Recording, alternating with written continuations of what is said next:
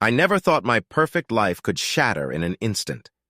Heather, my wife of 22 years, transformed herself into a goddess and then into a stranger. Her newfound beauty became an obsession, leading her into the arms of another man. I discovered her plans for a Paris getaway with him. Betrayed and furious, I exposed their affair to the world. The media frenzy destroyed their lives, and Heather lost everything. Now she's left with nothing but regrets, while I move on stronger than ever. Subscribe and share this incredible story of betrayal and revenge. The tempter's name was Vanity, and my wife was too easily swayed. All her life, Heather had been cute but a bit round. After the kids left home, she started exercising. At first, it was just to pass the time, then things changed a lot. The more she worked out, the better she looked. Her body became her obsession, and soon she looked like a goddess. That's when the flirting started. For the first 22 years of our marriage, we were close and loving. We stood together at social events. We danced with each other at parties. Now there was such a big difference between my fit, beautiful wife and me, her out-of-shape, middle-aged husband. We started drifting apart. Heather had many men interested in her. It was never just one guy. She talked and danced with all of them. Meanwhile, she rarely spent time with her old friends. They felt insulted and started giving me pitiful looks. But really, what could I do? She wasn't openly disloyal. She might dance with guys younger, fitter, and more attractive than me. But there was never any real romance. She just looked like she was having a good time. She was also happier than I ever remembered. I was willing to wait it out. I had heard of people going a bit crazy and middle-aged. I hoped this would pass. But it soon became clear that Heather had changed in big ways. First, there was the self-obsession. Heather couldn't stop looking at herself and admiring her body. Then there was the ego. She felt like a trophy, and she knew it. She had this attitude of, I can get any man. Other women hated her for it. Heather didn't seem to notice. Heather's sudden change was easy to understand. One moment she was an average housewife. The next, she was the center of attention for many men. This big change made her see herself very differently. But this new way of seeing herself started to affect her decisions, and that let trouble into our lives. One important Friday morning, she came downstairs. I was enjoying a breakfast bagel. Her hair was messy, and she was wearing an old robe. She got a cup of coffee and sat down across from me. I saw the serious look on her face. I thought, uh-oh, this can't be good. She said, Tom, there's something I need to talk to you about. Those are words no husband wants to hear. So I put my bagel down and looked at her. She said, I have never had my own identity. I have always been Tommy Jr. and Susie's mom and your wife. But now I have changed. I am my own woman. She stopped and waited for me to ask a question. I said, and what does that mean? She said, I was shy when we met. I had boyfriends, but I was just average. I think it was our mutual lack of personal charm that made us work well together. And we have had an average life for the past 22 years. She stood up and opened her robe. She was naked underneath. Her toned thighs, firm stomach, and well-shaped body were amazing. She ran her hands down her body and said with pride, I'm not shy anymore. She closed her robe and sat down again. She looked at me like she wanted me to understand. She said, men hit on me all the time. I ignore them because I love you. But one special man has offered to take me to a wonderful place. She paused, dropped her head, and whispered, and God forgive me, but I am going to accept his offer. I already guessed where this was headed, and I was angry, but I held back my temper and said, so what does that mean? She looked at me with pleading eyes and said, you don't know him. We met at the club, and since then we have had several lunches together. During that time he has been a perfect gentleman, I said bitterly, meaning he hasn't tried to get with you yet. She looked disgusted and said, there is no need to be rude. It isn't like that. He's older, very rich and worldly. All he wants is my company. I looked doubtful, so she quickly added, he asked me to go to Paris with him next week, and I am going to go with him. It would just be this one time he's married. I said, let me get this straight. You know he's married, and you remember that you're married too? Isn't this cheating? She looked frustrated and said, it isn't like that. I'm only going to be with him this one time. It's a once-in-a-lifetime chance. After that, I will be yours forever, and I will make it up to you. You'll see, she added seriously. But I have to have one special memory before time changes me. And she gestured down her body again. Her tone told me she was worried about getting older. I said, That's nonsense, Heather. This guy isn't a gentleman, and what he's proposing isn't romantic. All he wants to do is sleep with you, and all you're going to get out of this are some thrills and a few memories of Paris. I stopped and added, trying to sound firm, because I'm not going to be here when you get back. She looked annoyed and said, "Don't say that, Tom. You love me. I know you do. And you will let me do this because we love each other. It isn't like I am sneaking behind your back. Just let me have this one adventure and you will never regret it." She was wrong. I already regretted it. I took her left hand in both of mine and played with her wedding ring. I said with sincerity, "I love you. Including the time before we got married, we have had 24 great years together and we have 2 wonderful kids, so all I can do is beg you. Please don't go." She looked sad and said, "I'll always love you, Tom. We will grow old together, spoiling our grandkids, but I'm leaving for Paris on Monday." Her words hit me like a bolt of lightning. I pleaded, "Is there any way you can stay?" She looked at me like a kind parent talking to a confused child and said firmly, "It's happening, Tom. Everything is set." I got up and walked out the front door without saying anything. She called out, "Tom," in a whiny tone, like a teenager upset with their parent. I didn't stop. I drove to the county park. I don't usually cry, but my stomach was in knots. I got out of the car and threw up. I wiped my mouth and sat there looking at the green lawn where my kids used to play. You never think this will happen to you, so you don't prepare. I thought about my situation. I didn't know where to go. Where would I stay? I make good money, but with 2 kids in college and a comfortable lifestyle, we were just getting by. We had little savings and our credit cards were almost maxed. I had no family nearby, no close friends. I could either stay in the house or sleep in my car. Heather knew our money problems. I think that's why she was so sure she could do this. Hopelessness and loneliness hit me hard. I thought I put my heart into this marriage and now she's using me? That woke me up and gave me strength. I don't like to see myself as a victim. I make quick decisions at work. If Heather could decide things on her own, so could I, but first I needed some legal advice. I called Jim Edgerton, a friend and lawyer. I said, "Jim, it's Tommy Meisner." He paused for a moment and asked, "What's up, Tom?" I laughed and asked, "Do you know a good lawyer?" He replied, "Need divorce advice?" He wasn't asking. I answered, "Seems like you saw this coming." Jim said, "Yeah, Heather has been seen with Charlie Wilkins. You know him." Of course I knew him. Everyone did. He was the CEO of the big company in town, around 60 tall, important, and known to mess around. His wife, Maeve, was influential. If she liked you, you were in. If she didn't, you were out. I thought, "Heather, what have you gotten into?" When I got home, the house was empty. Heather was either at the club or having lunch. I guess it was just lunch. Wilkins was too known for anything more in the afternoon. She was already packing for Paris. Seeing the fancy underwear was a shock. I had to sit down for a moment. I pretended to read a book when she came in. She was glowing in her workout clothes, looking great.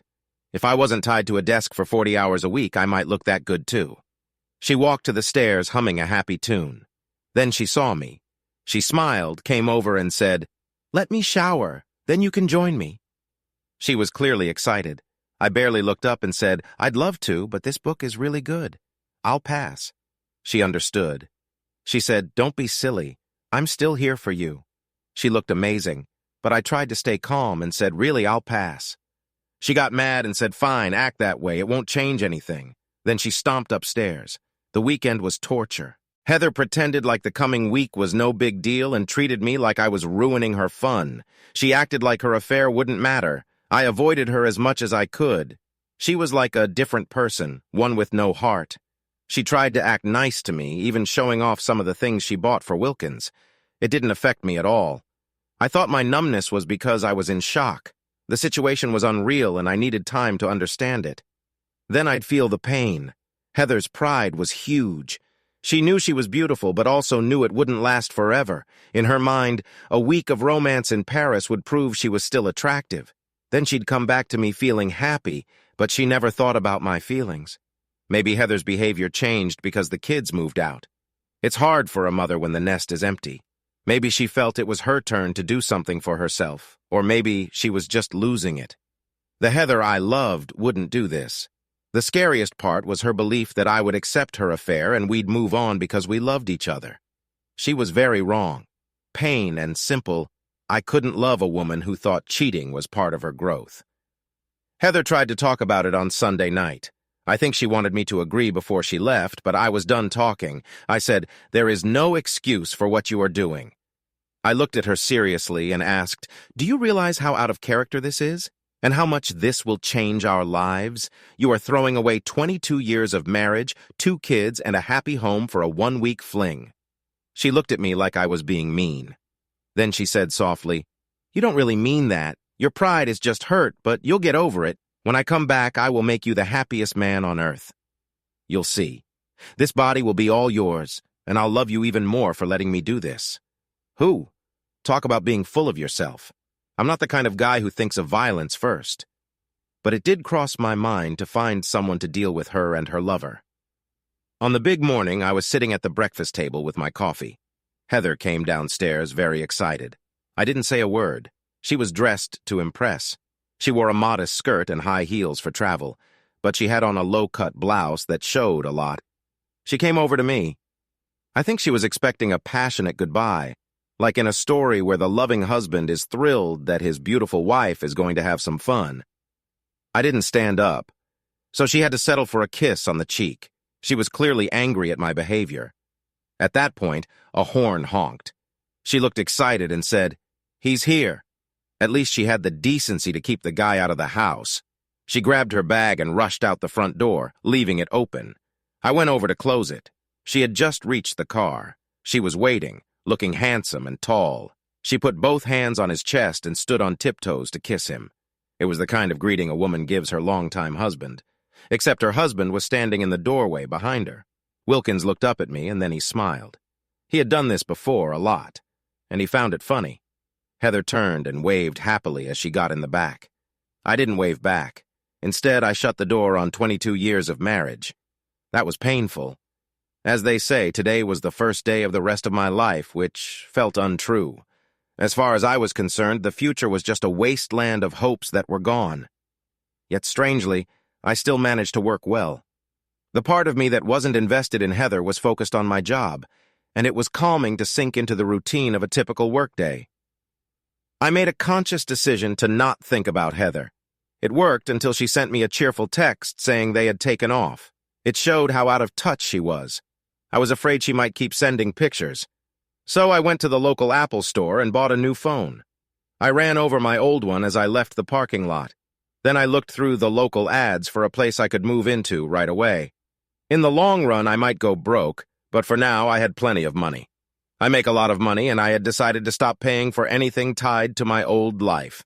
As the song goes, freedom's just another word for nothing left to lose. Being so free, I bought a double-wide trailer. You can joke all you want about trailer parks. My new place was close to work, had great parking, a nice deck, and was 3 times bigger than any apartments I looked at. The furnishings were brand new, even if they were a bit tacky, and my neighbors were elderly folks, not a biker gang, so it was quiet, almost like a graveyard. On Tuesday, I moved my portable stuff into my new place. My last night in our big house was terrible. Every happy memory haunted my dreams. The pain was unbearable. But in the morning, I cast off my married chains and felt reborn, just like my unfaithful wife. There was a front-page story in the Tribune the following Monday. The headline read, "Playtime in Paris." There was even a picture of Heather and Wilkins looking surprised as they cleared customs. The juicy details were all over the news for 3 days. The coverage included rumors about Wilkins's other affairs. It made for fascinating reading and even got some national attention. I don't know what Wilkins expected. Maybe he thought I would be honored to be betrayed, or perhaps he thought he was too important to be hurt by someone like me. Either way, he had a lot to learn about his arrogance. He forgot how much the media loves a scandal. So I used Wilkins's own prominence to stir up the press. It just took a couple of phone calls and some basic facts. I don't move in Charlie and Heather's circles, so I don't know the details. Wilkins stayed married. I heard that his wife had found herself a boyfriend, or at least that's what the gossip magazines claimed. I knew for sure that the Wilkins board of directors quickly sent him away. He had become an embarrassing leader.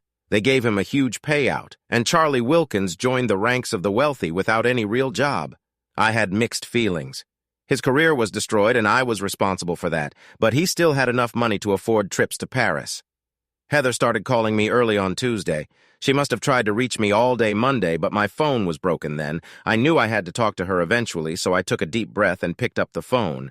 I said, "Tommy Meisner, how may I help you?" She was very angry. She said, "Where have you been? I called all day yesterday and you didn't answer your phone." I replied casually, "So how was Paris? You looked great in the pictures." She yelled, "Where are you? Where are your things? Why aren't you home?" I laughed and said, "What part of I won't be there when you get back? Didn't you understand?" There was a long silence. She said a bit quieter, "I didn't think you meant it. There's no way you would just walk away from 22 years of happy marriage."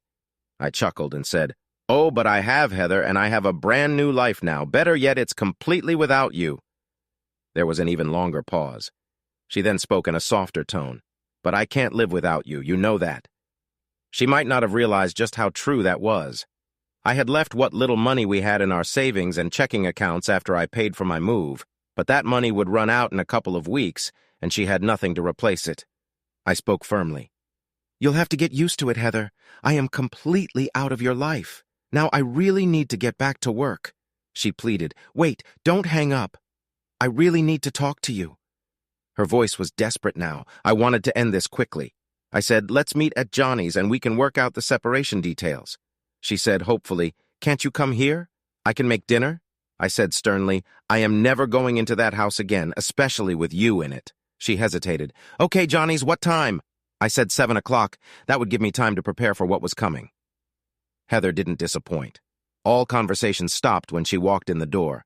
Johnny's is a local place, and seeing someone like her appear had everyone staring. She was indeed striking. She wore a tight little black dress that showed off her long legs and ended 4 inches above her knees. She has a cute face, but it's not extraordinary. Yet with all the beauty tricks she had learned over the past year, she could look like a movie star, and her full, curvy body only added to her allure. When she lost her baby fat, she discovered she had a slim, long waist that made her shapely body stand out even more. Hate isn't the opposite of love. Hate means you still have feelings for the other person. The opposite of love is total indifference. That's what I felt as she came to the table. She had shown me nothing but disrespect. Her snooty attitude before going on her trip ended any leftover feelings I might have had. Now, I just wanted to get this over with. She tried to sit next to me in the booth. I said, "Heather, we can't talk sitting side by side, and we have serious issues to resolve." She gave me a look that said I was missing out, but then sat across from me. She clearly thought she still had the upper hand. To be polite, I asked, "How are you?" She was about to tell me about her trip. I could see it in her eyes, but something in my eyes must have changed her mind. Instead, she said, trying to reason with me, "Stop pouting and come home to me. I told you you won't regret it. I will work hard to make it up to you." Still not getting it. I had known Heather through good times and bad, through daily routines and more exciting moments. I had loved her for 22 years without any doubt. Now I had nothing left. She had shattered all my beliefs. I thought she loved me and our marriage, but what I got was a woman who thought her looks could fix everything. I said, "You need to accept that I'm never coming back. We need to sort out the separation terms." She looked doubtful and said, "That's ridiculous. We might have had a fight, but that's behind us now. I am yours, only yours, forever." Who was this person? I couldn't hide my surprise as I said, "You call having an affair a fight?" It was a planned and blatant betrayal. The Heather I knew was loving and kind. She would never do something like that. I looked at her seriously and said in the calmest tone, "As far as I'm concerned, the Heather I married doesn't exist anymore. You replaced her with someone selfish, vain, and manipulative." Her face showed shock and disbelief. She seemed genuinely confused. "We were supposed to live happily ever after, right? That's what happens in fairy tales." She said, "Look at me, I'm the same person you married, just better." "Didn't you like the new body I made for you?" I replied. "I did until you shared it with someone else. You slept with Wilkins last week, didn't you?" She was about to say it didn't matter, that it was just physical, and she only loved me. But sanity seemed to catch up with her. She just stared at me, ashamed and guilty. I said tiredly, "It really doesn't matter. You can be with anyone you want now. I have no hold on you. We just need to settle things. Then we can go our separate ways." She looked shocked. It was like she finally realized I was serious. She said with real emotion, "I was loyal to you for 22 years. I will be for the rest of our lives. We have 2 wonderful kids. How does 1 week change that? Amazing! Not a single word of apology or regret. Heather, I hardly knew you."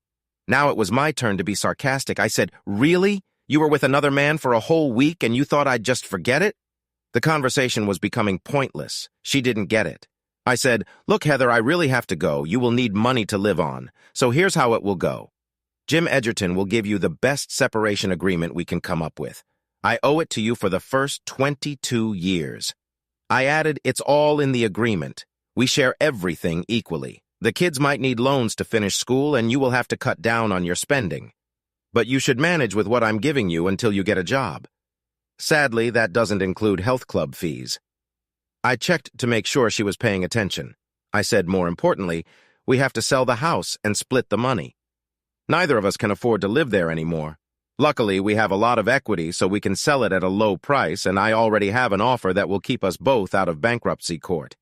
It was beginning to hit her. You could see it. First confusion, then panic. She looked like she was about to cry and said, "This can't be happening. How can you leave me after so many happy years? What am I going to do?" I said, "You are a beautiful woman, Heather. I'll get you the quickest divorce possible. You will have your pick of men, and I know it won't be long before you find your next partner." She pulled herself together and said, "You make it sound like a business deal.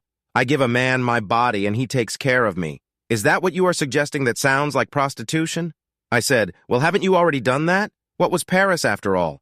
You might call it romance, but I call it a sale, so if the shoe fits, wear it." I stood up. She stood with me. She looked at me with longing and said, "Come home, Tommy. I miss our happy life together." That sounded more like the Heather I used to know. I almost gave in, but I remembered what she had become. So instead I said, "You'll get the papers tomorrow." I walked out of her life. In the land of Nod, the divorce was as calm as a stormy sea. No one died, but Heather's lawyer tried his best to attack me in court. Heather finally realized her easy life was over and was desperate to get as much as she could. On my side, my friend Jim was a very good lawyer, and my offer was generous given the highly publicized trip to Paris. I felt nothing for Heather. I just wanted her out of my life. I once loved her, but the person she had become meant nothing to me. We were in a no-fault state, but judges have some freedom. The judge handling our case seemed to dislike Wilkins, maybe as much as I did. So every decision went in my favor. Heather got exactly what I had originally offered. Since we sold the house, things were simpler, and it probably kept us out of bankruptcy.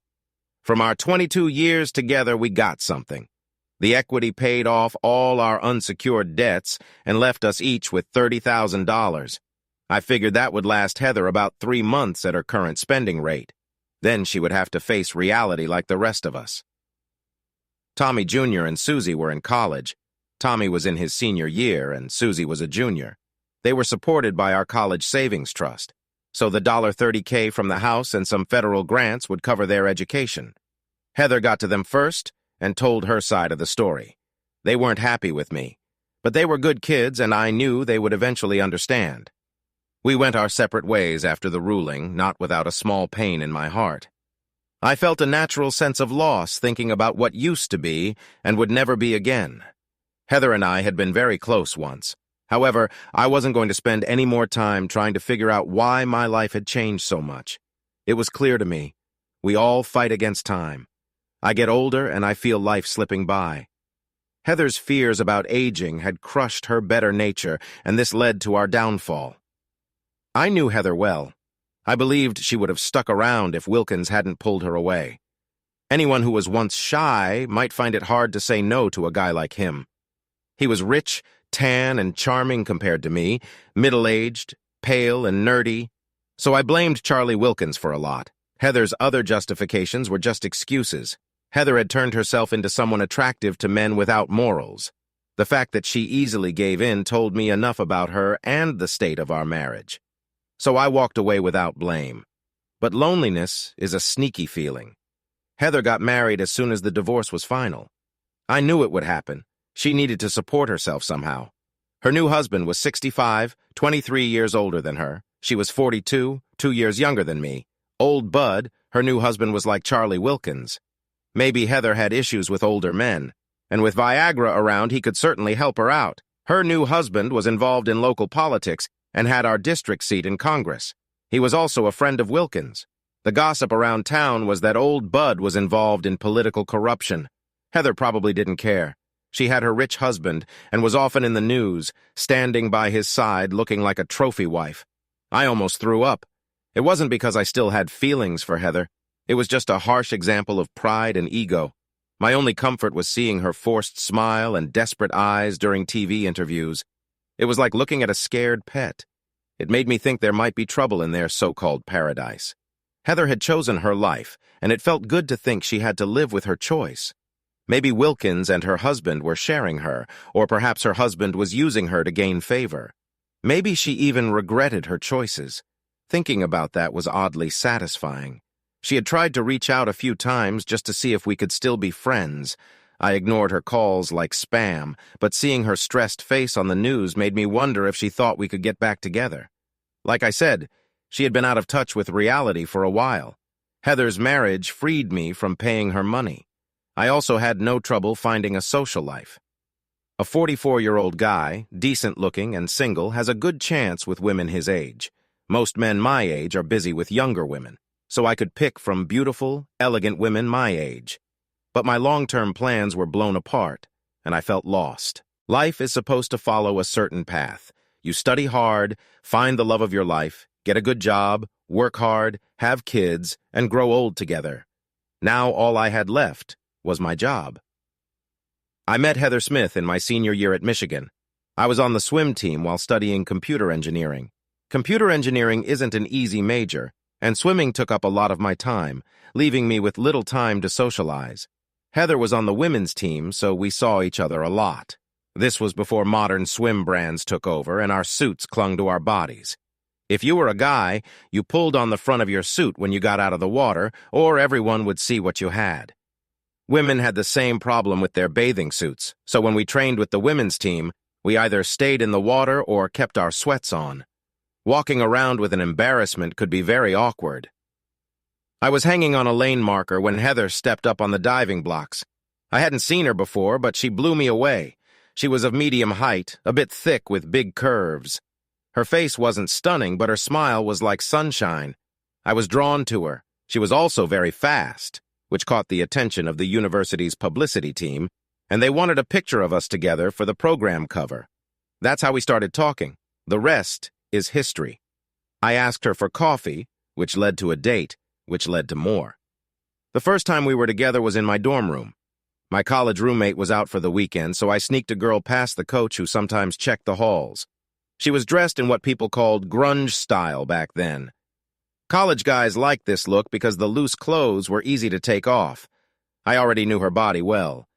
Back then, female swimmers couldn't hide much because of their tight swimsuits. The only thing I didn't know about Heather was the color of her areolas. They turned out to be large and light brown. She was lying on my narrow dorm bed completely naked, breathing heavily and looking scared. I wasn't feeling much more confident. I was very new to all this. We kissed and she started to make soft sounds. I was trying not to finish too soon. It was a race to see who would finish first. She was making a lot of noise and I was glad the walls were solid. There was a moment when I thought I might lose myself completely. We lay there, breathing heavily.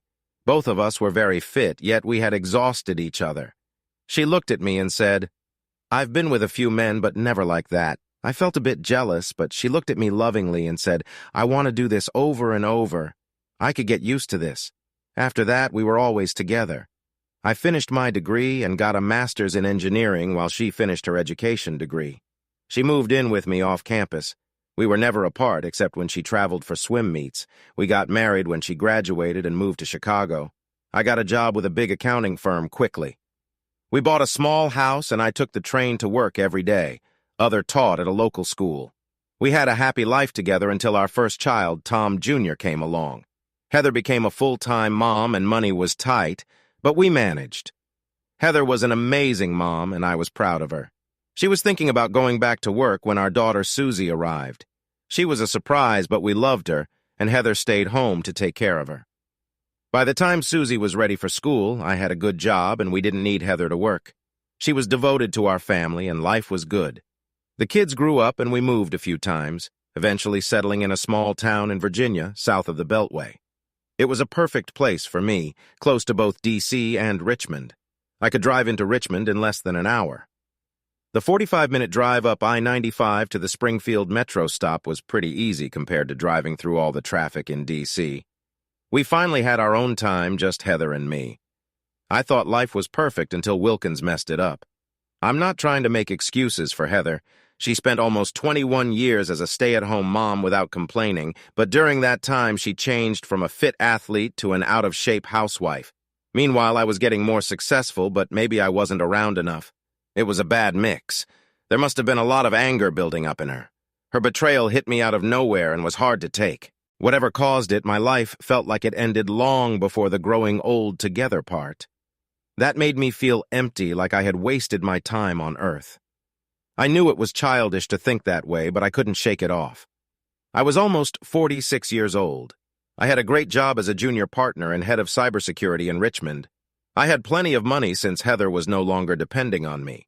More importantly, I didn't have to hang out in bars to meet women. They were interested in me on their own, but I didn't trust any of them, so I was alone and had no idea what to do next. A year after the divorce, I bought a small place by Capitol Bay on the Rappahannock River. It was just a tiny one-room house with a tin roof, but it was peaceful by the river. I enjoyed the nature and wildlife there for hours. I had a solo kayak that I paddled around to take pictures of plants and animals, just enjoying the summer. It was always warm at night, and my air conditioner wasn't working well, so I grabbed my kayak and paddled out into the dusk with the sounds of bullfrogs and insects. I let the current carry me south toward the Downing Bridge. I had 3 bottles of beer and the cooler on my kayak. I put my feet up, lay back, and looked at the stars. With a full moon overhead, I began to understand my problem. For once, I was drifting physically, not emotionally. Maybe that was why I suddenly figured it out. March or die. It sounded dramatic, but I wanted my self-respect back. I knew I had to stop being weak and take a chance. It was scary for a 45-year-old to leave a comfortable life and start fresh. Middle-aged men lacked the energy and innocence of youth, but the other choice was to wander without a plan, which seemed cowardly. I had drifted almost a mile and it was getting near midnight. The stars were bright and the moon was glowing. I heard cicadas on the riverbank and the details of my plan came together. It would start on Monday. Paddling back was harder than floating down, but I was in good shape, and by 2 a.m. I dragged my kayak back to shore. I got into my Land Rover and drove back to the trailer park. I still laugh when I say that. I got a couple of hours of sleep, put on my business suit, and headed for our main office in D.C. I needed to talk to the managing partner. All the way back up the river, I planned how to reset my life. Only my old way of living hadn't worked. The American dream can suck your soul. You follow outdated rules, keep the family happy, and please your boss. All of those things serve others. So what if you only please yourself, your wife cheats, your kids think you're a jerk, and your friends leave you? Oh, right, that's what happened anyway. I followed the rules for 22 years. The wife cheated. My kids think I'm a jerk, and I have no friends. I didn't work where I was happy and successful started to feel like a dead end. Plus, I already lived in a trailer. It was just in the wrong place. Last night's realization hit me hard, like a sudden insight. So I was going to change everything. Basically, I planned to go wild, and I wanted to talk to the managing partner about it. Our main office is on New York Avenue between 11th and 12th. Being close to K Street is no accident. The building looks rich and successful, which attracts important clients. The managing partner's office is huge and fancy, like the Taj Mahal. As a junior partner, I could get a meeting, but it was clear he had no idea who I was. I thought I would hear Purcell's trumpet voluntary as I walked the 50 feet from the door to his desk. The partner stood up and shook my hand. He pointed to a chair and said, "What can I do for you?" Thomas? No one but my mom ever called me Thomas. I had planned this carefully. I wanted to suggest doing live penetration tests in the wild. We already did pen tests, but they were safe and didn't show much. My idea was the rough, no-holds-barred attack on a system. It would ensure the client was really secure. The managing partner looked shocked, of course. He stammered, "That's crazy. What if we actually damage or crash one of their systems?" I replied, Wouldn't they rather find out from us than get hacked by someone else like the Chinese or North Koreans? And we could fix it quickly since we broke it." He paused and seemed interested. I added eagerly, "Yes, it could be destructive, and we don't want our firm's name tied to a secret attack even if it's for a good reason." He nodded in agreement. "Good," I continued. "I propose to separate myself from the firm completely. I'll work far away from you. I'll run all operations as if they weren't part of the firm. Of course, you would still pay me, but through a different company to give you believable deniability." He still looked doubtful, so I added, "We won't have many clients, but a few brave ones will want to try. That would cover my pay. If you don't agree, I'll leave and you'll lose a valuable part of the business. I know I can sell this, so I'm willing to take the risk." He leaned back, put his fingers together, and looked thoughtful. Then he said, "All right, you convinced me. I'll talk to the other senior partners. I'll let you know tomorrow." I stood up and thanked him. We shook hands, and I walked out into my new life. I called the managing partner the next day. He said, "Thomas, we had a long discussion last night, and most of the board thought your idea was bold and enterprising, so we will support you. We need the details of your plan. Send them to Art Reynolds as soon as possible and keep me informed. Good luck." Art was the managing partner's personal go-to guy. If he was involved, they were more interested in my idea than they showed. I had saved a good amount of money since my divorce. The trailer I owned wasn't worth much, but it was paid off, so I sold it for a bit more money. I bought my river shack with cash. It was so cheap I wasn't even sure if the guy who sold it to me really owned it, so I could leave it without looking back. When I hit the road, I had a healthy amount of money with me. All my belongings fit in my Land Rover LR4. I wanted to get far from my old life into a warm place. I thought about California and the Southwest, but California is pricey, and I can't stand old folks and snakes, so Arizona and New Mexico were out. Texas is either about oil or cowboys, and the Deep South is still stuck in the past. So I headed down I-95 to the Florida Keys. I planned to set up shop in Key West. I'd heard good things about the place, and I don't mean the weather. Okay, I admit. The place has a lot of gay people, but the relaxed and party vibe for a straight single guy like me was a big draw, and it is tropical. On the way, I stopped for breakfast in Key Largo. It's touristy, but it attracts fishermen and divers, not just party-goers pretending to be Hemingway. The working-class feel of the diner appealed to me. I thought, this is exactly what I'm looking for, far from my old life. Feels like a place where I can make a new start. As I was leaving, I saw a local ad board. A place was for sale that looked interesting. I drove up US 1 and checked it out. Like the other homes there, it started off mobile, but it was a lot nicer than my old trailer, and it was cheap. I wrote a check to the real estate folks, and they happily handed me a key. Inside, I was thrilled to see it came furnished. While it wasn't palace quality, it had stainless steel and leather fittings. The floor was a convincing wood laminate. It had a deck with a view of the canal and even a little boat slip. The neighborhood had people working the docks or in tourism. My neighbors had babies, and distant crying didn't bother me. There were some older folks on Social Security, and a few living off government help or family support. None of my neighbors here were like the stuck-up, well-off folks I'd lived with for over 2 decades. I was going to settle down right here. The fishermen around probably cared about easy water access. I, on the other hand, cared about fast internet as it was my new line of work. Luckily, the main internet cable for the area ran close by only about 300 yards away. By the end of the first week, I had my place set up with T1 internet. I wanted to fit into my new community, so I started frequenting a few local bars. My Land Rover LR4 stood out. It looked tough like the old Land Rover Defenders, not like the fancy models. The locals who mostly drove beat-up F-150S didn't know what to make of it, but its rugged look sent the right message. Soon I was being seen more as a resident, not just a visitor. The Keys are special when you live there. The air is thick with tropical humidity, and the sun feels more like Cuba than Orlando. Mornings have a bright blue sky that turns cloudy as the day heats up. There's always traffic on US 1 even at night.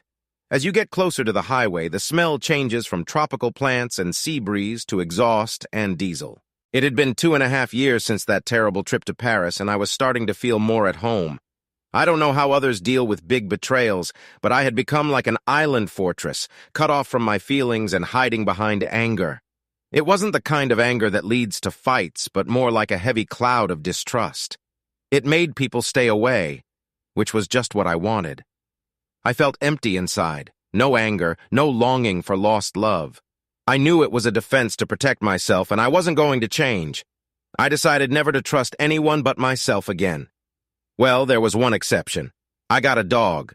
Dogs, I believe, are the only creatures a man can fully trust. Mine was a big, wrinkly mix of Labrador and Sharpie, smelly but full of unconditional love and kindness. He was the best companion anyone could ask for. We talked all the time.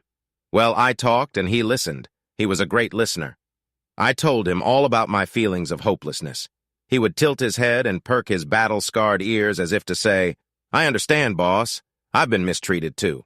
That dog helped me heal more than any psychologist could for just a few bowls of dog food today. I was starting to feel better about myself. My business idea had grown much bigger than I ever thought it would. That was a big boost to my shattered confidence. The firm had found lots of customers for me. This was all done through word of mouth, since they had to keep me separate from their regular business. But both of us were making a lot of money. All my clients wanted a tough, secure experience. Most of them were military people who had a lot to lose if they got hacked. But some businesses also wanted strong protection. I gave them my usual warning about what could happen once I started my work, and they still wanted my extreme services. My methods were harsh and risky, but it was the only way to ensure they could rest easy in the digital age. I searched the dark web, a very creepy place for people who could do serious hacking. It wasn't easy because the real experts are hidden and anonymous. Many of them were like villains from James Bond movies, minus the white Persian cat. But they were anarchists with no real political goals, so they were easy to hire if you paid them well. I paid them in bitcoins to stay anonymous. No one in their right mind would deal with these guys openly. They all thought highly of themselves and lacked any conscience. If that makes them sociopaths, so be it. I was at the top of the game and needed the best. They put people in jail for sabotaging government systems, which is what I was doing. My employer didn't know about it. I kept each hacker in the dark about the big picture to avoid any large-scale damage. Trusting a sociopath to do the right thing would be foolish. My business went smoothly for a year and a half, and I made millions. I had to stay on top of every job to ensure no one crossed any lines. But it was just work, except for one case. I'm not a vindictive person. Oh, wait, did I just say that? I'm a very vindictive person, so I delightfully set my sights on Charlie Wilkins and my ex-wife. That was very personal. The thought of Wilkins enjoying retirement with a golden parachute made me angry. So I handed him over to a Chinese hacker group. They emptied his accounts and donated the money to a Chechen charity, just as I instructed. No need to thank me, and good luck getting that back. They also revealed that my ex-wife's new husband was a corrupt man who treated women badly. This news spread quickly on the internet. It was clear he would have to quit his job. He and Heather lost a lot of money and didn't see it coming. These days, to protect your stuff, it's better to keep it hidden and not online.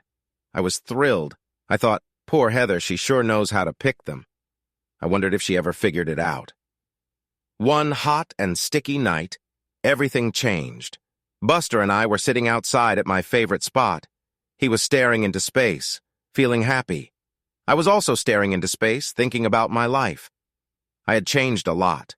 During my marriage, I dressed like a preppy from Orvis, never wearing the same clothes twice. Now I lived in worn-out boat shorts and an old, colorful shirt. Sometimes I even skipped the underwear. I had a fishing cap that was faded and stained. That was my whole wardrobe, perfect for the climate in the Keys. When I needed a new shirt, I just bought a cheap one from a tourist shop and threw the old one away. It was better than going to the laundromat. While I sat there, a small figure in jean shorts and a hoodie came up to me. The sudden appearance made me jump. The person said, "Hey, mister," in a very high-pitched voice. I thought it was a young boy, maybe younger than I first thought. He was small, about 5 feet tall and 100 pounds. I figured he was just a local teenager asking for some spare change. Then he pulled back the hoodie, and I saw he was actually a she. I guess you would call her a hippie, if they still exist. She had thick, all-burn hair cut short, and she didn't wear any makeup. She didn't need it because her face was almost glowing with eyelashes that seemed fake because they were so long and thick. But her eyes were the most interesting thing about her. They were a bright green and very big, almost like a cartoon. Her nose was perfect, and her mouth was a small, sarcastic smile. She was built like a 12-year-old. I said, "Does your mother know you're out here?" She laughed and said, "I haven't lived with my mother in 10 years. I left when I was 18, and I'm never going back." I laughed too and said, "Really? Seriously? You don't look older than 14, so stop joking around or I'll turn you over my knee." She laughed again and said, "Oh, really? Aren't you Thomas Miller Missner from 1539 Greenbrier Lane with kids named Thomas Jr. and Susan at Marquette University and an ex-wife named Heather Whitaker who's in bankruptcy court right now?" I looked into her eyes. They were no longer soft green jade. They were emerald hard. A chill ran down my spine. I tried to stay calm as I said, "How did you find me?" She might look young, but this girl could ruin anyone's life. She changed back to a cheerful teenager and said, "I'm the one who hacked your ex-wife and her friends. It wasn't hard to figure out." I couldn't believe it. I said, "But I hired the Red Dragon Revolution for that?" She laughed and said, "Yep, that's me." I was stunned. "You're the Red Dragon Revolution, but I thought they were Chinese." She laughed again. "Pretty good cover, huh?" I sat there with my mouth open, staring at her. This small girl could do more damage than a bunch of angry bikers. I said, "But the RDR has done some serious stuff over the years." She said, "Thank you." I was starting to feel uneasy. "Aren't they one of those groups that the Mafia and other gangs use?" She smiled. "Sometimes." "Great. She's connected to them too," I said. "But the RDR controls the biggest zombie botnet." She said, "I don't know if it's the biggest, but it works for me." I was overwhelmed. Didn't the RDR create the IPv4 worm that shut down the internet? She nodded. "Only in some countries?" "Yikes," I had to ask. "So what are you doing here?" She said, "I came to warn you. I've looked into your life and you seem like a decent guy for Upsudo. I'm sorry for what your ex-wife did to you. I made sure she paid for it." She was smiling in a way that was scary. I'm not a brave man. I wanted to run back to my trailer and hide, but I knew I had to keep talking to her. I said, "You wanted to warn me about what?" I didn't think I would like her answer, but she knew everything. And the Red Dragon was a hacker legend. So what she had to say was important. She actually looked a bit sympathetic. Up to that point, she had been watching me like a predator, and the fact that she still seemed more like a lost girl than a dangerous woman didn't matter anymore. The best of them are born with their skills, and they show up very early. She said, "I'm worried that your success has been a bit too much. You've taken a lot of money from some very bad people, so now there's a price on your head. You need to go away." I believed her without thinking. Success makes you noticeable. I knew what happens when hackers target you personally. Your secrets become public. You lose your money, your credit score gets ruined, and the police come after you. I was sure someone would take the chance to collect that bounty. So I asked, "How can I trust you not to collect that bounty?" She laughed loudly and said, "I could have exposed you a long time ago. What do I need money for? I take whatever I want. My flight here and the rental car were paid for by a guy you pointed my way named Wilkins." I was so shocked that I said, "You mean you didn't give his money to the Chechnyans?" "That didn't matter, I know. I'm stupid," she said, still amused. "What does that have to do with anything? You have about 72 hours to disappear, or bad things will start happening to you and everyone you know. I'm here to help you disappear." Then she stopped and said playfully, "So let's go back to your place." I almost thought she sounded flirty, but I was old enough to be her father. My daughter Susie was only 7 years younger than this new friend. Besides, she might be 28, but still looked very young. I knew what was going to happen. She needed to use my equipment to make me disappear. I was going to become a new person. It felt like the universe was pulling the rug out from under me again, just like 4 years ago. Suddenly, my peaceful life as Tommy Meisner ended quickly. I was still catching up with what that meant. I had been happy for the first time in a long time, and then it was all gone in an instant. If I were still married, disappearing would have been unbearable, but now it wasn't as big a deal. Still, feelings of nostalgia and regret hit me hard. The kids would think I was dead. I would never see them again. My employer of almost 25 years would be left holding the bag. My career, which had been my whole life up to that point, was over. The feelings of loss were beyond words. I got up and called Buster. He stood up and gave me a look like, "Who's she, boss?" I started to cross US 1 heading for my trailer. She walked happily next to me. She didn't even reach my shoulder, and Buster probably weighed more than she did. I said, not to sound ungrateful, but why should I believe you? She said, no offense taken. I'll show you when we get to 17 points on a drive. I said, okay, enough, I get it. When I muttered, show off. She wasn't lying. We work in codes, not the point-and-click interfaces most people use. She did a little typing, and it was clear. Several groups wanted my head for what I did. They put the word out on the dark web. I felt flattered by the number of bitcoins they offered, but I had cost them a lot of dirty money. I just never thought they'd get this extreme. I guess it was organized crime, not just the hacker community. My identity was still hidden, and she told me someone would figure it out in a couple of days. She said with respect, "You're pretty good for an amateur, but not good enough to stay hidden from someone like me. So, do you want me to help you or not?" It was like she was asking if I wanted chocolate or vanilla ice cream. I was holding a gun to my own head. I knew I had to do it, but couldn't make myself pull the trigger. Tommy Meisner would be no more, and I still had questions. I said, "I have saved a lot of money. Will it come with me?" She laughed and said, "Of course, but you won't need money as long as I'm with you." I asked, confused, "Are you coming with me?" She said, "For a while you need looking after. Once you're on your feet, we'll see where we go from there. I don't have a dad or mom, so maybe you can be my daddy." She said that with a slight smile. Well, I didn't have kids now either, though my life insurance would provide for Tommy and Susie for a long time. I could watch them from the internet. I would never hold the grandkids, but at least I would know about their lives. Ironically, I could follow them on Facebook. It was very sad and unfair, but I had known all along I was dealing with dangerous things.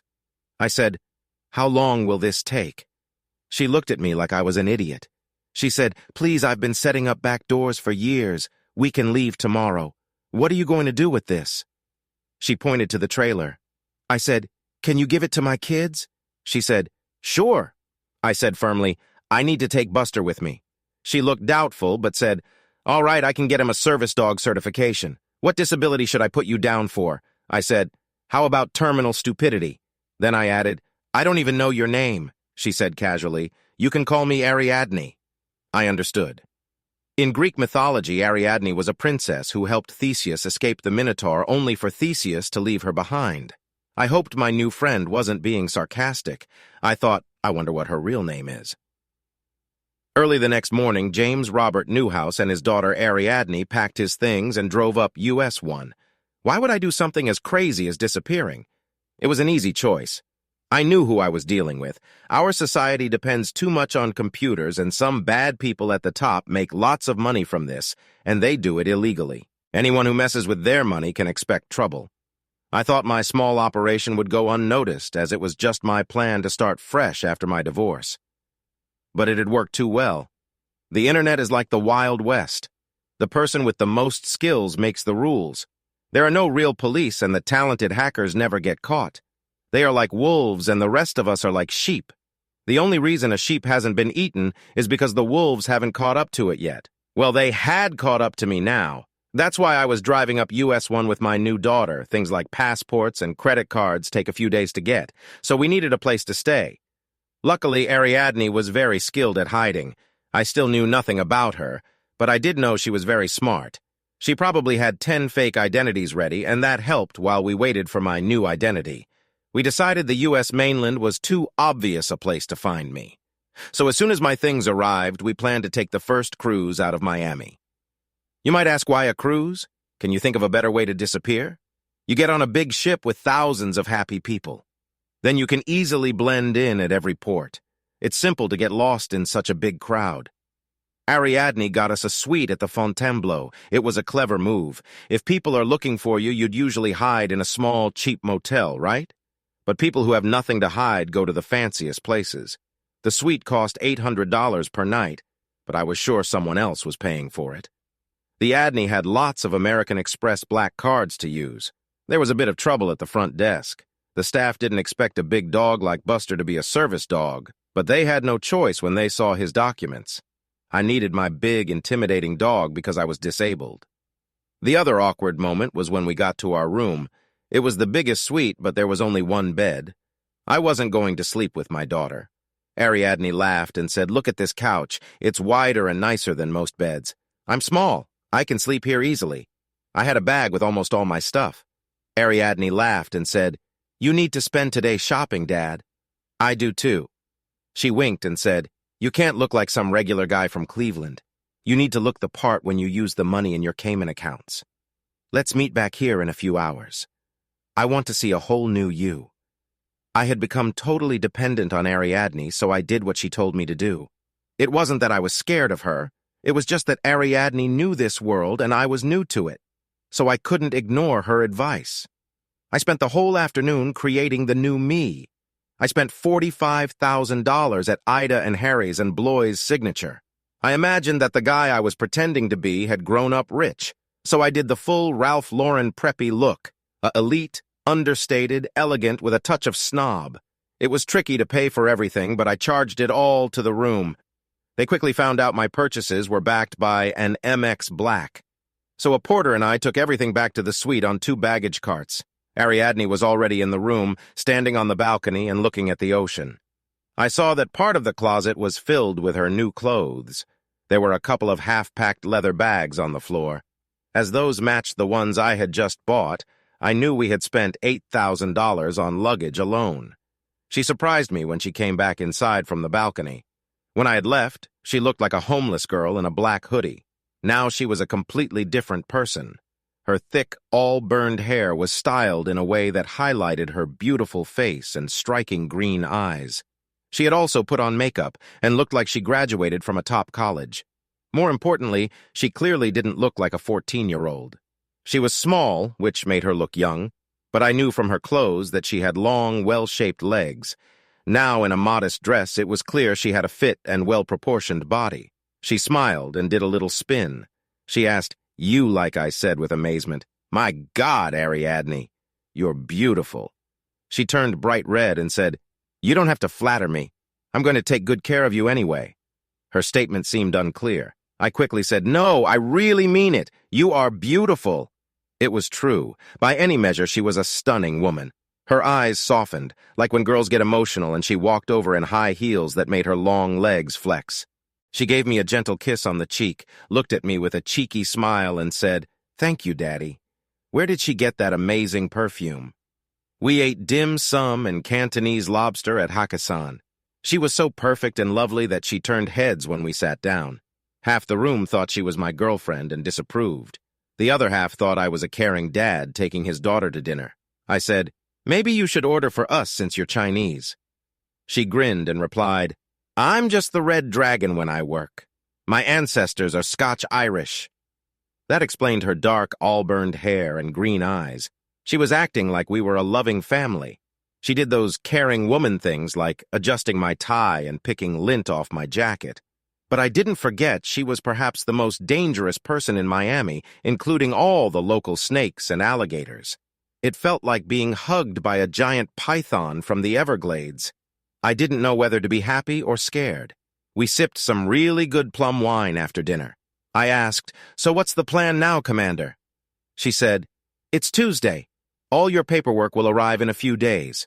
I booked us on a Friday morning trip. It's on one of those big celebrity ships. We'll blend in. It's a 4-day trip from Puerto Rico to the Eastern Caribbean, ending at St. Lucia. I want to get off there. I've been to St. Lucia, and it's very nice." I asked, "What about you?" She looked confused and said, "I'm going with you." "Why do you ask?" I sighed and said, "I really want you to come with me. I know it's crazy since both of us have lived alone, and all I know about you is that you are the red dragon. But I feel I can trust you. I think you're a good person and you care about me." I didn't add, "even though you're a well-known cyber criminal." I went on. "The longer we're together, the stronger that feeling gets. I'm confused where it's leading me. I'm starting to see you as a woman, not my daughter. And after the disaster that happened, the last time I got close to a woman, I don't want to repeat." She looked at me with an intimacy I'd never experienced. She was only 28, but the red dragon was wise beyond her years. She took my hand and said, "For now, think of me as your guardian angel. We still have to put a lot of distance between Tommy Meisner and Jim Newhouse. We can talk after that. She sat back with a smile and said, I will be your loving daughter this whole time, and I will keep you safe. You haven't heard my story yet, and might change your mind about me after I tell it. Then we can decide what comes next. She gazed into my eyes and added, I won't ever leave you unless you send me away. Her eyes were shining with tears, and she looked absolutely stunning. Things were a bit awkward when we got back to the room. We both knew the father-daughter thing was just a cover. I also knew I was about to sleep in the same place with a beautiful woman. The last thing I wanted was to get into a mess with a woman, especially one as dangerous as Ariadne. But there was still a feeling of physical attraction. This would be very weird if we were actually related. She went into the bathroom. I heard her brushing her teeth, and she came out wearing pale, yellow, modest pajamas made of silky material. She'd worked all night changing my records, so I had never seen her in sleepwear. She shyly said, I usually sleep naked, but that wouldn't work here. She wasn't trying to be sexual at all. The last thing both of us wanted was that. But I couldn't help noticing her fit, petite body. Small women don't need big features to look attractive. Ariadne had an hourglass shape with perfect curves and a shapely figure. She probably weighed about 100 pounds. I tried not to stare, but I noticed her figure. I gulped and said, I'll see you in a minute. Then I went into the bathroom. I came out wearing maroon silk pajamas from my love Lucy. The girl at Ida and Harry's said they were the best in men's sleepwear. I wasn't sure since I usually sleep in boxers. Meanwhile, Ariadne had made her bed in the other room and was getting in. The shape of her body in that tight silk dress made me feel embarrassed, so I quickly got under the blanket and turned off the light. I said, Good night, honey. I was trying hard not to think of her as anything more than my daughter. She replied, Good night, Dad. But her voice sounded strained. It made me think she was struggling with similar feelings. I thought, God, help me. My new identity card arrived on Thursday afternoon. It was a perfect piece of fake ID. We had been acting like father and daughter for the past 2 days, and we were getting used to the roles. She joked with me a lot, and I looked at her with affection. Thankfully, we didn't feel the strong, confusing feelings we had on the first night. The flight to Puerto Rico took 2.5 hours. The 10-mile taxi ride from the airport to the cruise port felt almost as long. Ariadne stared calmly out the window. She wore a neat white skirt and a blue polo shirt that made her look like a student from a fancy school, not a skilled hacker. Buster, her dog, was wedged between us, panting in the heat and drooling on my new pants. He wore his service dog vest proudly. It made up for his uncomfortable flight in the luggage compartment. He clearly never wanted to experience that again. Ariadne could blend in anywhere, probably why she was so good at crime. She could become anyone she needed to be. We decided that pretending to be a rich, single dad with a grown-up daughter was the best cover. I did have a couple of $1 million saved up from my successful work in security testing, but I bet Ariadne could have out-earned me by far. We weren't really spending any money. Ariadne had booked us a luxury suite on a fancy cruise ship. Thankfully, the suite had 2 separate beds. She hacked into the booking system to get it, and no one on the ship knew. Cruise ships are like small towns with a new group of people every week. So when we boarded, it felt like everyone was moving in at the same time. On the first night, we had dinner and watched a show. It was easy to sleep because we each had our own bed. We were starting to feel more like father and daughter. Cruise ship was a bit of a problem since there wasn't much space for him to do his business. But a few extra dollars to our room's butler secured him access to the little garden on the top deck. That's why we chose that ship, and Buster was very happy about it. The cruise itself was quite dull. We didn't want to use the ship's insecure internet connection. Ariadne, who lived online, was especially restless. Neither of us liked partying, but I decided to take her to the ship's nightclub to have some fun. I wore a tuxedo, and she wore a stunning turquoise dress that caught everyone's attention. She quickly became one of the most admired women there. Some guys asked her to dance. She said no at first, but accepted the third guy's offer. He seemed nice enough. She looked at me as if asking for permission, and I said, "Of course, sweetie." She walked to the dance floor and started dancing in a way that seemed very intense to me. I knew it was normal for her generation. Other young people were dancing the same way. The music moved through them and out again, turning into dances that felt strange to me, but normal to them. I didn't want to think about Ariadne in a romantic way. Watching her dance helped me see the gap between our ages. Most people live steady lives from start to finish, but not me. I lost the woman I loved overnight and was now on the run from dark forces trying to ruin my new life. I had helped from a young, mysterious girl who was one of the most dangerous women around. And worse, she was stunningly beautiful. Given everything that had happened with women in my past and the fact that my life was in danger, I should have felt nothing but gratitude toward Ariadne. But as I watched her slow dance with that tall, handsome guy, I felt anything but fatherly. She had her arms around his neck, and he held her by the waist. They barely touched, but it felt very intimate. Yet she danced no differently than the other young women there. The problem was that the bond between those two was making me feel very jealous. I wanted to be the one holding her, and I wanted to be the one looking into her deep green eyes. I knew it was crazy because I didn't even know her real name, but the feeling was there. Then she made things worse. The music stopped and they laughed as they moved apart. She grabbed his hand and walked over to where I was sitting. I tried not to look too jealous. She said cheerfully, "Frank wants to take me to the mask bar. Can I go, Dad, please?" I tried to look fatherly as I replied, "Sure, just don't wake me when you come back. I'll be asleep." She said, "Thanks, Dad," and then she gave my arm a loving squeeze. They walked away together. He was my height, so it looked like he was taking his younger sister somewhere. That is, if you didn't notice the way she moved her hips. I felt even more hopeless and lost than when I watched Heather kiss Wilkins before her trip. I was pretty sure Ariadne would stay out all night with that guy, but I was surprised when I heard them laughing as they came back down the hallway. It had only been an hour and a half. All that time I was lying in the dark, my heart pounding, listening to the sounds of the ship. There was a brief moment at the door with a soft little moan. Then the door opened and I saw her silhouette as she slipped quietly into the suite. She undressed in the dark and got into her bed. After a few minutes of moving around, she lay still, sleeping peacefully. It was a difficult situation. As the Red Dragon, she might be dangerous to society, but as Ariadne, she was difficult for my heart. I knew I was falling in love with her, and love and trust were things I couldn't afford. Heather had already taken all of that from me. The next morning, I showered and put on khakis and a Ralph Lauren polo shirt. I found Ariadne in the living room reading the newspaper. She was wearing a white linen dress that showed off her figure and legs. Her legs were amazing. I had noticed them back when she used to wear cut-off jeans and a hoodie, but now, in high heels and dressed up, they looked even better. The classy look seemed natural for her. It made me wonder if she came from a wealthy background. She gave me a bright smile and said, "Last night was wonderful." "Thank you," I replied jokingly. "I hope you didn't do anything that Daddy wouldn't approve of." She got serious and said, "Don't even think that. We drank and talked and he kissed me at the door. That's it. You need to know that I am devoted to you, only you, and that's important."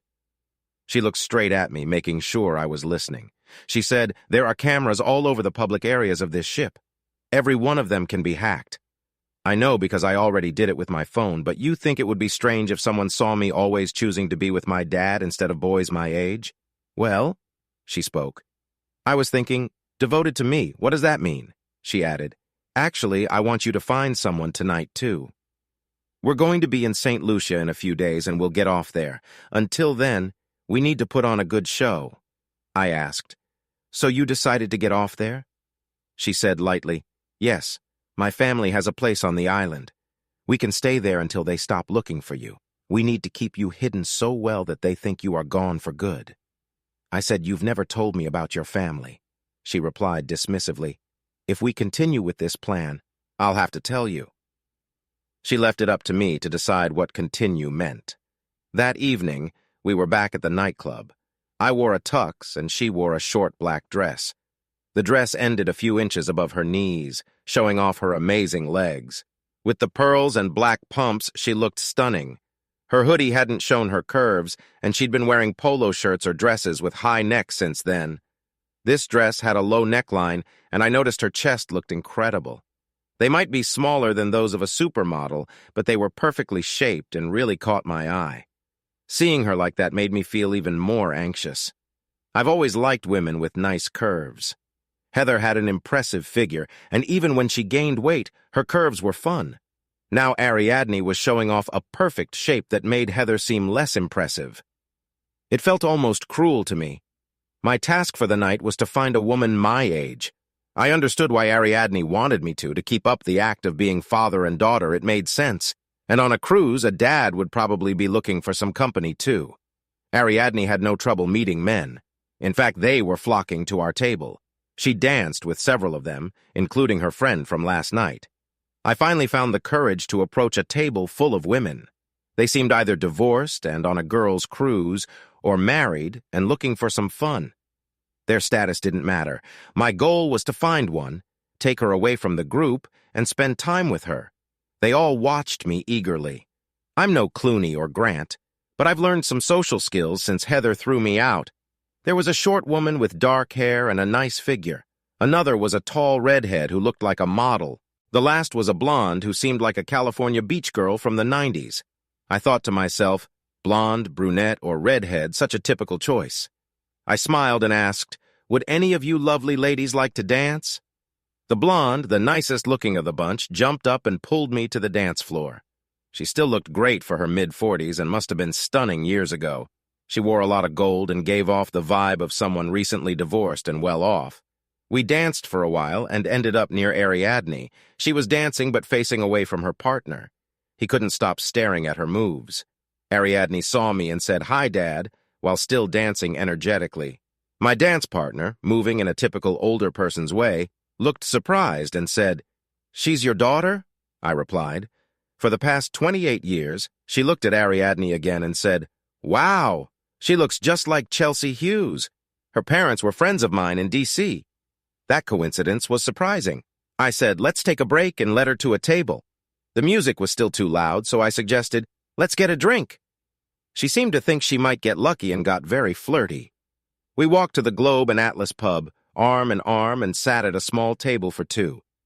My partner was beautiful. She may have lost a bit of her youth, but she still turned heads. She had natural light brown hair, blue eyes, and perfect features. In her tight black dress, she looked impressive. I guess she was a trophy wife who had been replaced recently. She did all the flirty moves like crossing and uncrossing her legs and giving a revealing smile. She wanted to speed things up. I didn't want to set a bad example for Ariadne. If I did something, then Ariadne might think it was okay to do the same, and the idea of someone else being with her made me very upset. I kept reminding myself that Ariadne was much younger and well-known online. She was also my guardian. But none of that mattered to my emotional brain. I couldn't shake the desire to be close to her. Meanwhile, the woman across from me knew something I needed to learn. I asked, "You lived in Washington, D.C.? She replied, "Yes, my ex-husband was a vice president at General Dynamics in Falls Church. I live in Georgetown now." I said, "You mentioned that my daughter looked like Chelsea Hughes. Why did that stand out to you? Who is she?" My partner seemed a bit let down. She thought I was about to ask her back to my place. She started looking at another man at the bar, but answered my questions anyway. She said, "Chelsea's father is Bill Hughes. He's a big name in security in D.C. I knew Hughes. It's a small world at the top, and we all know each other. I had even worked with him before." She continued, "A few years ago, Hughes invited me and my ex-husband to a picnic concert at Yards Park near the Navy Yard. Hughes and his whole family were there. That's where I met Chelsea." She seemed to recall fond memories as she spoke. Chelsea is one of Hughes's 4 children and the oldest with his second wife. She was such a beautiful girl. Her mother is stunning, and I used to be Miss Teen California. But neither of us could compare to Chelsea at her age. Your daughter looks just like her." I looked closely at the woman across from me. That seemed to encourage her, thinking my interest was something more. She said, "It's funny. Chelsea went to MIT. You'd think she'd go to a women's college like Holyoke or Radcliffe. How could such a pretty girl find a husband among all those geeks?" She laughed. It seemed odd that Chelsea liked nerdy things. Just then, the guy she had been exchanging looks with showed up and said cheerfully, "Can I join you two? You seem to be having fun. I like fun too." I said sure I was about to leave anyway. I need to check if my daughter is safe at the nightclub. I gave him a look with meaning, but he didn't get it. I turned to my companion and said sincerely, "It was nice meeting you. Hope to see you again." She didn't respond, focused on the guy. I stepped outside and leaned on the ship's rail. The Gulf Stream water was foamy and shiny in the ship's wake. The night was clear and warm, with a big Caribbean moon on the horizon like a bright yellow plate. Meeting her was strange, but not impossible. A woman in the Hughes social circle could be on this pricey and exclusive cruise. Running into someone who knew Chelsea Hughes was a bit more coincidental, but still possible. The woman I talked to was bound to go to the ship's nightclub, so the odds weren't too high. So I had a name. No point doing anything with that info until Ariadne and I stopped pretending to be father and daughter, but it was useful. Ariadne's real dad was a smart guy. Rumor had it her mom was even smarter and stronger. People said she was one of the best-looking women in a city known for its beautiful women. That explained Ariadne's brains and looks. The key thing that convinced me Ariadne was Chelsea was the MIT link. Her dad did the same kind of work Ariadne did, hacking. He was a good guy, but Ariadne's actions weren't always so clear-cut. Every woman who could get into MIT was exceptional at what Ariadne did. So the signs pointed to Chelsea Hughes. I went back to the nightclub to tell Ariadne I was heading to the room. She was dancing closely with the same guy from last night. Her arms were around his neck, head on his chest, pressed up against him. His hands seemed farther down her back, maybe on her hips. This was more than just pretending for our cover story. She was enjoying the moment.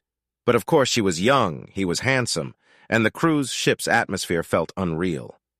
I felt a sudden silly wave of jealousy. This was getting out of hand. I had no claim on a girl as young as my daughter. She owed me nothing. She had already saved my life. The trouble she was dealing with for me wouldn't kill me, but would leave me with nothing. I approached them. The guy smiled nicely. He seemed like a good person. Ariadne said, "Hi, Dad, going back to the room?" I said, "Old people need sleep. You two have fun." Ariadne said pointedly, "I'll be back in an hour." I said, "I might be up if not see you in the morning." It hurt to say that. I figured I wouldn't see her until morning.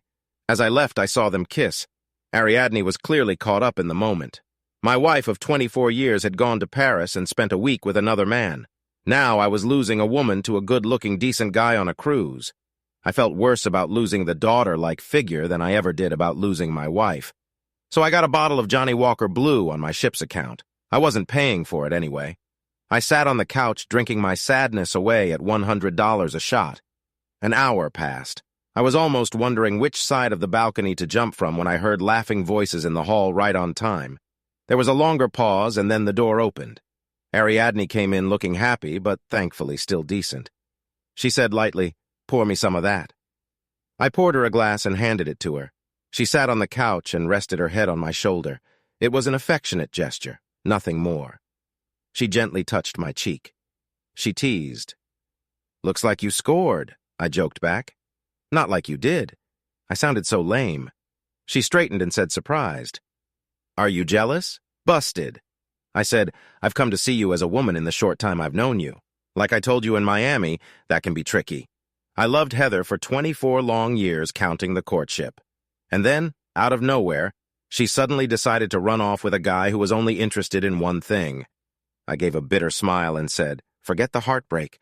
That kind of thing makes it hard to trust again." Since then, I felt nothing but emptiness and deep distrust when it comes to women.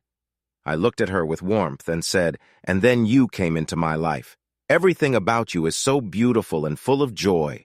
More importantly, you chose to protect me on your own. I didn't ask you to. You did it because you wanted to, so it's natural to have feelings for you, to want to trust you and get closer to you. But you're also much younger than me, and the age gap feels huge." I frowned and said, "The guy you were with tonight seems great. He's handsome, nice, and fun. Most importantly, he's from your generation. The woman I was talking to is my age. She is beautiful and someone I would usually want to get to know better. But all I could think about was you and what you were doing."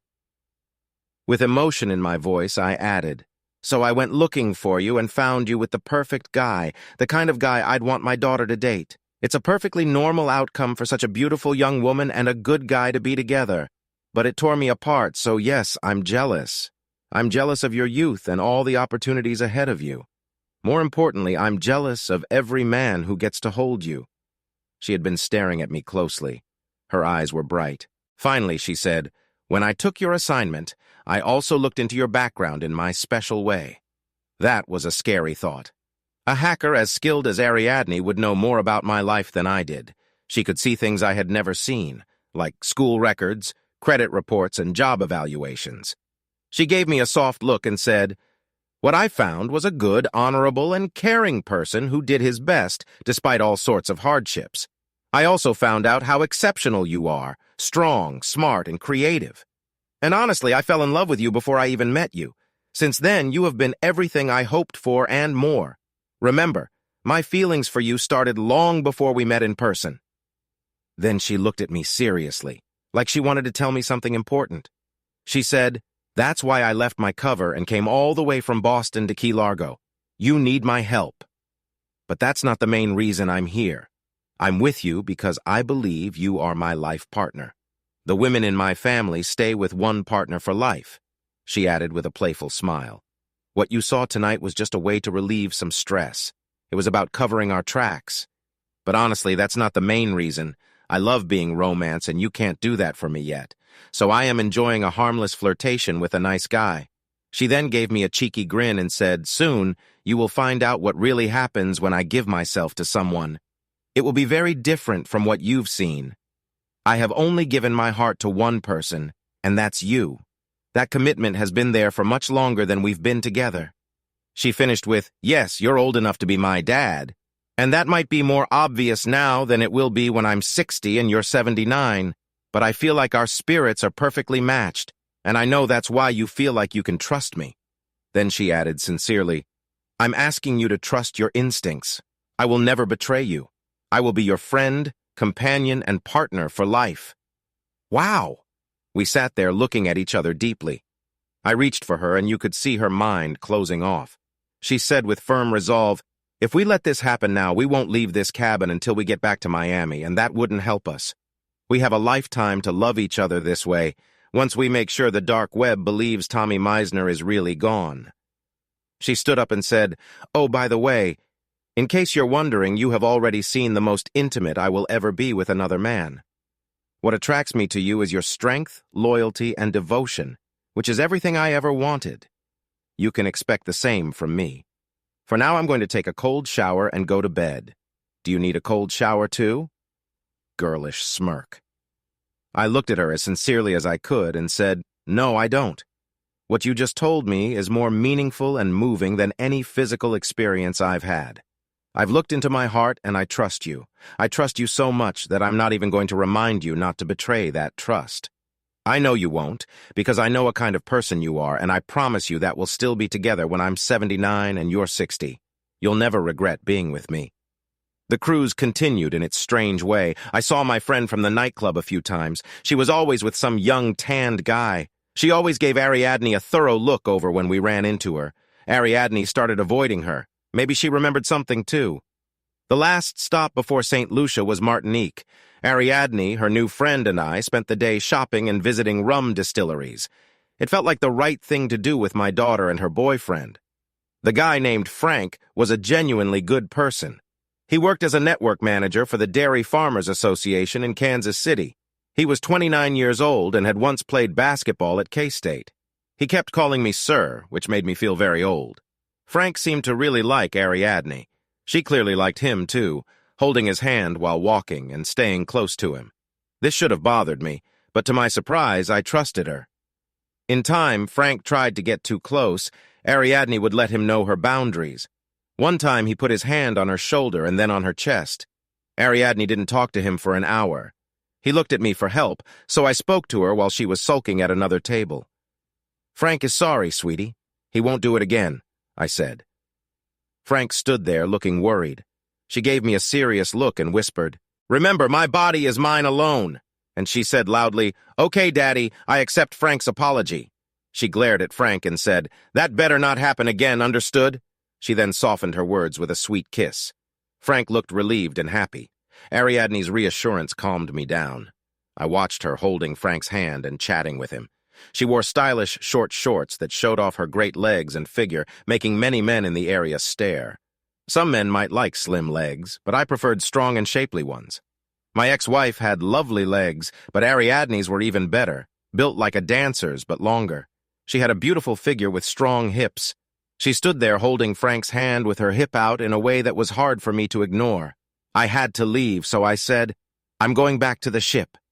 Ariadne replied, "Can you and Frank go back by yourselves? I want to do more shopping."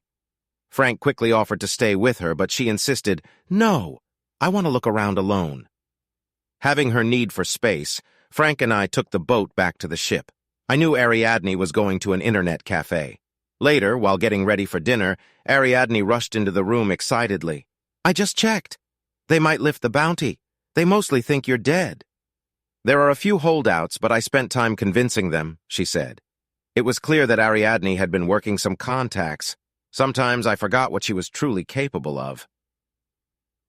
The next day we arrived in Castry City, the capital of St. Lucia. We were close to South America, so the weather was very hot and humid.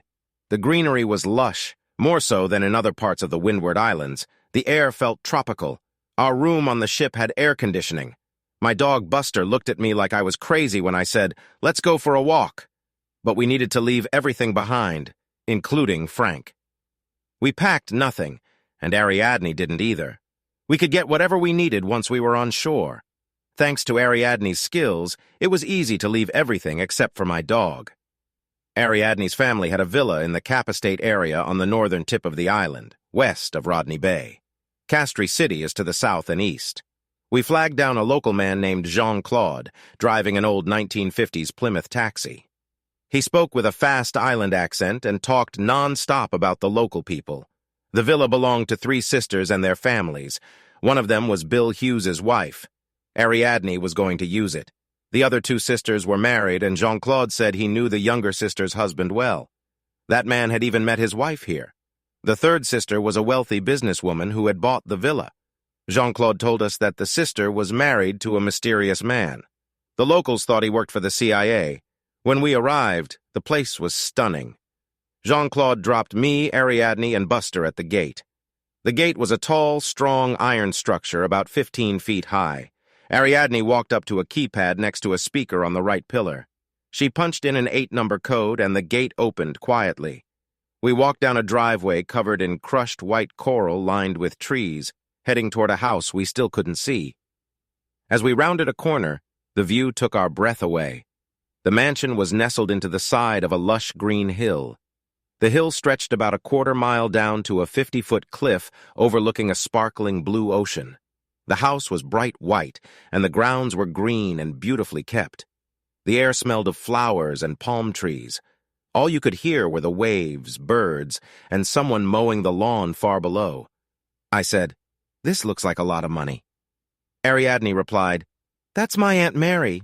My parents are well off, but they can't drop $4 million like Aunt Mary. She bought this place to help her new husband recover. He was hurt in Mexico where they met. Aunt Millie took care of him here. She's a famous surgeon, so she was the best person for the job." I thought, wow, the women in Ariadne's family are all amazing. As we walked toward the house, I wanted to clear the air, so I said, "I know who you are, Chelsea." She wasn't surprised. She said, "I figured that woman recognized me. She's the ex-wife of my dad's friend. She got a lot of money in the divorce even though she was unfaithful." I thought, is anyone ever loyal? Chelsea went on, "Yes, my real name is Chelsea Hughes. I'm almost 29, a graduate of MIT, and I work for Motorola in Marlborough, Massachusetts. My dad is Bill Hughes and my mom is Maddie. My family thinks I'm just an ordinary girl. No one knows about my other life, and I want to keep it that way." I smiled and said, "You're not the Red Dragon and Tommy Meisner is dead. We keep each other's secrets." She smiled back, surprised. She said, "Always together, just you and me, no one coming between us. That's all I ever wanted. One person, one love." Her words warmed my heart. St. Lucia used to be a French island, so the housekeeper was French. She greeted Chelsea like a family member. This was a different side of Chelsea. Chelsea was playing the lovely family princess role. It felt strange knowing her as I did. This princess act didn't match her sharp mind or her history. Chelsea had always been the pretty debutante. I could see how tough it must have been for her to meet all those high, refined expectations, especially with her fiery spirit. That was probably why she rebelled. The Red Dragon was the complete opposite of the girly girl image her family wanted. I finally asked about her hacking skills. We sat on the patio watching the beautiful tropical day. I said, "It must have been hard for you growing up. Is that why you turned to hacking?" She gave a sad smile and said, "You have no idea." Expectations for someone like me were really crushing. She said, "My parents are rich and I'm beautiful. They have open minds, especially my mom, but they couldn't see past my looks."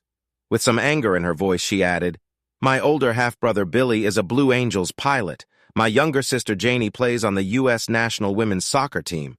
My youngest brother Tom is also a hacker like me, but he's a good guy. We've been on opposite sides more than once."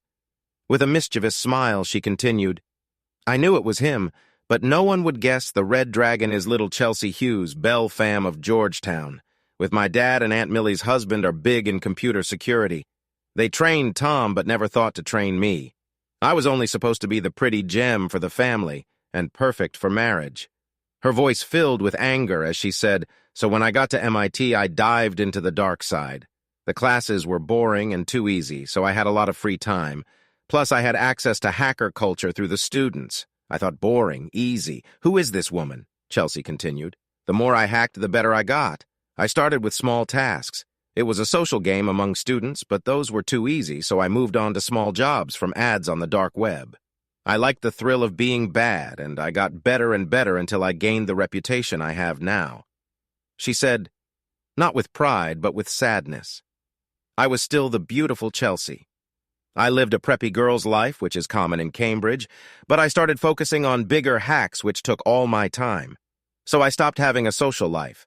She looked at me seriously and said, "As you know, the internet is like a whole different world. It was the only place where I was judged for my skills, not my looks. It felt freeing, and I got hooked. I did everything to keep up the act that my life was normal, like lovely Chelsea going to work and sometimes going out. But my real life was online as the Red Dragon, and I felt very alone." She had a brooding look, one I used to wear before meeting her.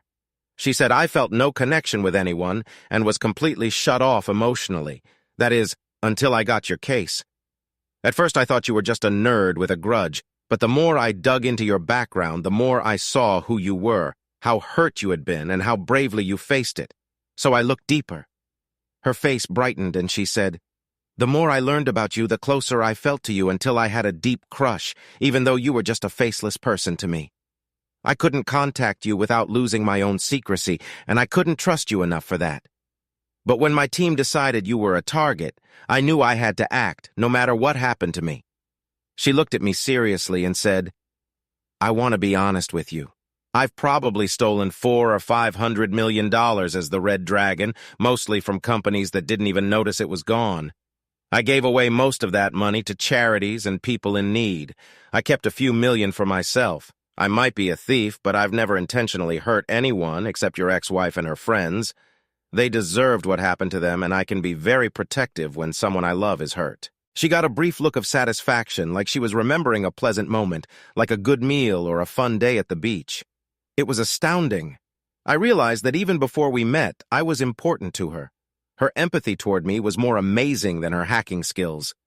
She smiled grimly and said, "Nobody will ever catch me because I'm like a ghost. The internet is perfect for people like me. I already knew that." But she was laying it all out, and I felt it was important to let her finish her confession. She said with pride, "Everybody thinks the Red Dragon Revolution is a group of hackers in China. Nobody would guess that the whole organization is just a 28-year-old girl living in Cambridge, Massachusetts."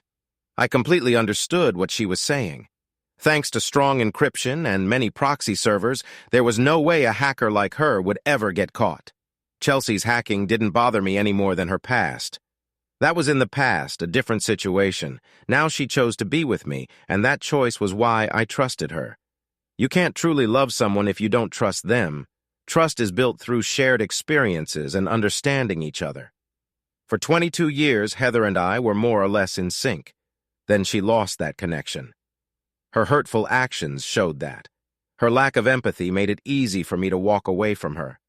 But with Chelsea, there was no doubt that we were on the same page about understanding and respecting each other. So I trusted her completely. I said, "Okay, I know how you got here and you know how I got here. So what are you going to do now?" She looked at me lovingly and said, "I will be your lifelong companion and friend." What we have children, then we will also be parents. She paused and looked at me seriously. She said, I know you were a wonderful dad. I also know this will be your second time doing this, sadly. So I am willing to raise our children mostly on my own. I come from a big family and I love kids, so I want to have 3 or 4. Chelsea's assumptions were reasonable. It showed how much she cared about me. I had been there and done all the parenting stuff. But Chelsea didn't understand that she was offering me a new beginning.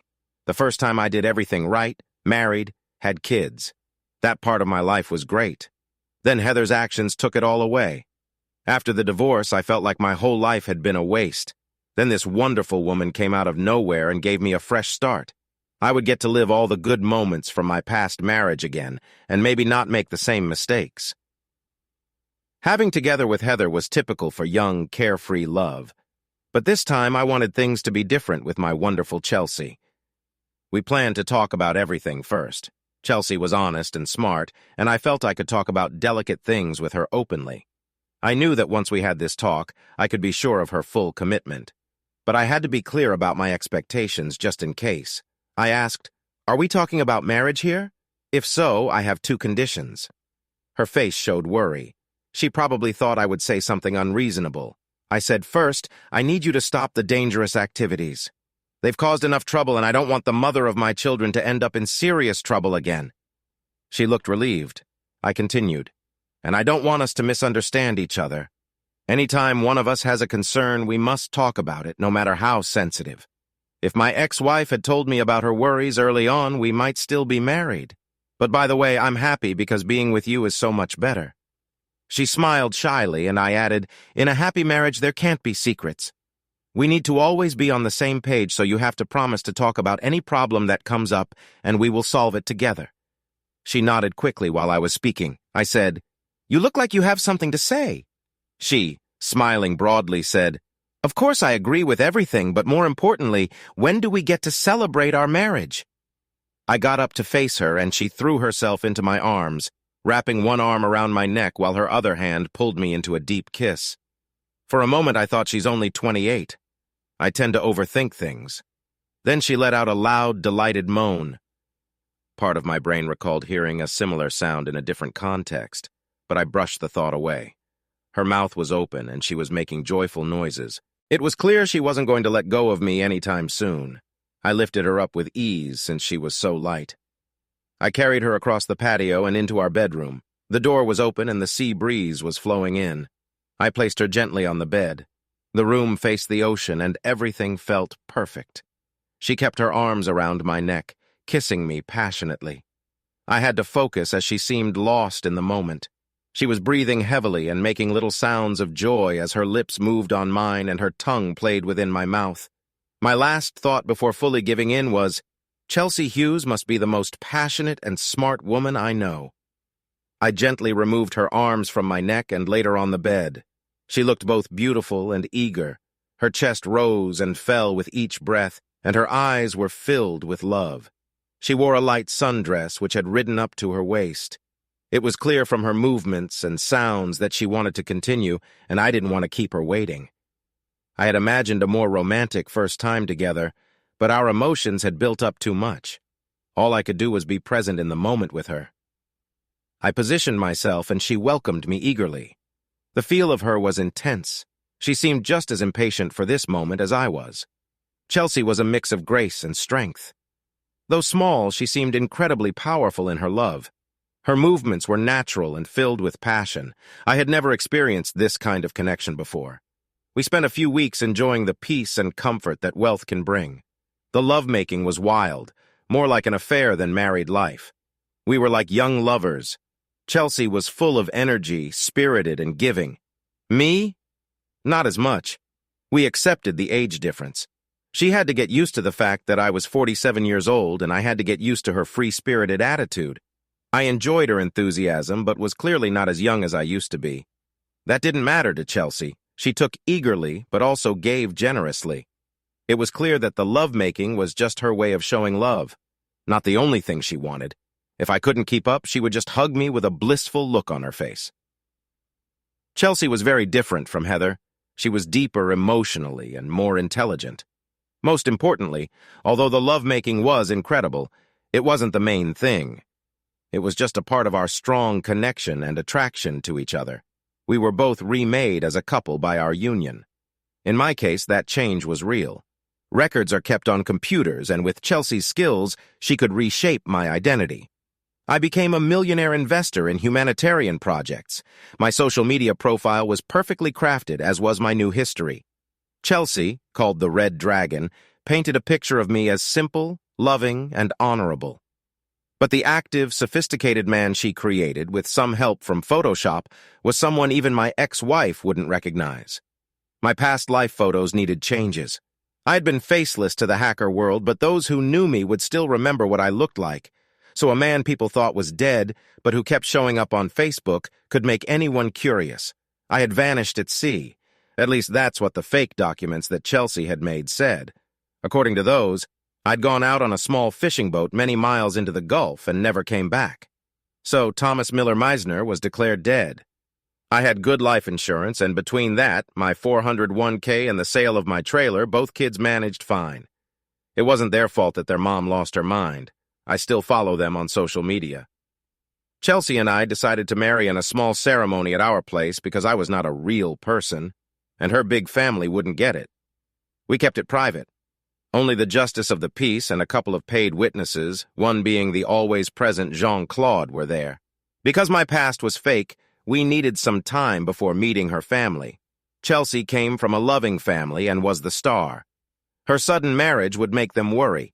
We didn't want to explain who I was, so we agreed to keep our marriage secret for now. The wedding night wasn't special because every night with Chelsea was perfect. When I came out of the bathroom there, she was looking beautiful. It made me feel lucky. Heather had left me, and now this amazing woman made my life peaceful and full of love. It seemed unlikely we would end up together. I was 19 years older, had been hurt in my first marriage, and didn't want to trust again. Chelsea in her real life was like a fairy tale princess with beauty, brains, and a rich lifestyle. She was also a powerful and feared figure in the business world. There was no way we should have fit together, but we did. We bonded deeply, and I knew we would always stay together. We both wanted to spend our lives with someone who understood us completely. Chelsea realized our connection while turning my life upside down. She was very smart and decided to be with me even before she met me. I felt the same almost immediately, even while she was saving me from a bad place on the internet. I was smart enough to see she was different from Heather and started to trust her. I knew I wouldn't regret it.